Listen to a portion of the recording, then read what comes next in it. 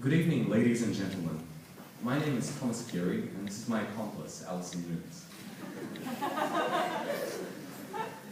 Together, we'll be taking you on a journey of 8th grade by recounting a few of the trials and tribulations of our peers. But firstly, on behalf of our fellow students, Alison and I would like to thank all those special people who have helped each and every one of us make it this far. Whether it's been our teachers who have gone above and beyond what is expected to ensure the educational well-being of each student, or the parents who have prompted their child's learning through intimate support and approximately 30,000 Swiss francs a year. All pleasantries aside, though, we can say with full confidence that each student has taken and kept something out of this school.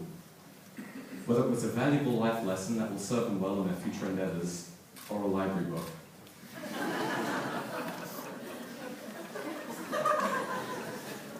The school year has been ripe with opportunity for students to pursue extracurricular activities that encompass a broad range of student interests. From different sporting teams, Model United Nations, choirs, bands, ensembles, and even a musical production, there really was something for everyone here. The sole purpose of each extracurricular activity was to cultivate student interest in a specific area and then prompt growth from there. But we don't want to dwell on the things that small groups of people did. We don't want to talk about the individual sports teams that had maybe 11 or 12 participants out of a total of 100. We wish instead to speak of the things that larger groups of people did together, things that we as a whole can look back at and relate to.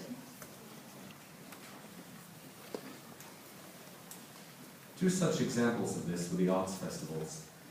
Special evenings held in the winter and spring which allowed students to showcase the work they'd been doing in their creative arts classes. This was a great way for some of the quieter characters to come out of their shells and express themselves through visual and auditory mediums. Another experience that the 8th grade as a whole can look back on was the poverty simulation. In summary, it was an afternoon spent seeing how the impoverished lived their lives on a day-to-day basis and the things they had to do to get by. It was an informative experience that purpose was to combat ignorance in the hopes that more may develop an inclination towards supporting change. On the island, the grade was treated to a week-long stay in the heart of European culture, Italy. The 8th grade's spring trip to Italy this year was a bittersweet one. Bitter because it marks the end of the tradition of traveling to Italy in the final year of middle school, and sweet because this year's trip was described by the teachers as the best trip they've ever had. Are we the only ones who suspect that teachers say that to every year's group? Regardless, the trip was nothing short of a triumph, as it gave us all an opportunity to soak up Italian culture through the rich history, vibrant sounds and smells, and the exceptional food. For the purposes of convenience, we were broken up into separate interest groups that explored in greater depth certain aspects of Italian culture. The food groups were treated to cooking classes in both Florence and Venice, where they learned the secrets behind the art of pizza and pasta making. I suspect that the food group participants will never quite forget the Florentine chef that gave them the 101 on pasta making, as he was a fellow who had the appearance of one who had been doing a fair bit more eating than cooking. A fellow student put it best: his tremendous girth was a testament to the food he made. The military history group enjoyed an evening in Florence where they spent the greater part of the night fencing, although they all insisted it was in fact sword fighting. The science group was very fortunate to be able to go to an observatory and gaze at the rings of Saturn.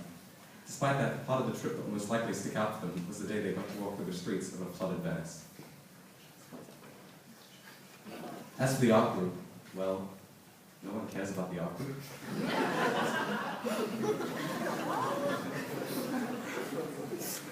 In the end, it's not the experiences we've had that will stay with us for the foreseeable future, but instead it's the people who have made lasting impressions on us. Albert Einstein once said that the only important thing to do now is to not stop questioning. This is true. There were, of course, those teachers who will never be forgotten by some of the minds they molded. Whether it's a certain drama teacher whose funky laugh will always be remembered by our students and colleagues alike, or a particular follically challenged PE teacher who never missed a chance to make fun of boys with hair that pushed the social protocol.